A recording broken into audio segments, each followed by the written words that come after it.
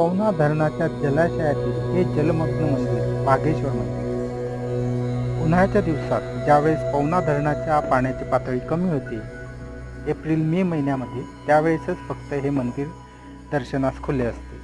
पाण्याची पातळी कमी झाल्यानंतर गावकरी हे मंदिर स्वच्छ करतात आणि दर्शनासाठी खुले करतात. पुण्यापासून साधारणतः 40 ते 50 किलोमीटर अंतरावर असलेले हे मंदिर तिकोना गडाच्या जवळून चावंड येथे जाताना जो रस्ता लागतो, तिथून आपल्याला शिळीम गावातून इथपर्यंत जाता येते. मुख्य रस्त्यापासून जायला हा नदीपात्रातला धरण क्षेत्रातील रस्ता आहे. यावरून आपल्याला पायऱ्यांच्या खुणावरून आपण जाऊ शकतो. लवकरच आपल्याला हा सुंदर परिसर दिसतो. वाघेश्वर मंदिराच्या आसपास आपल्याला लोहगड, विसापूर, तुंग, तिकोना असे वेगवेगळे गड बघायला मिळतात.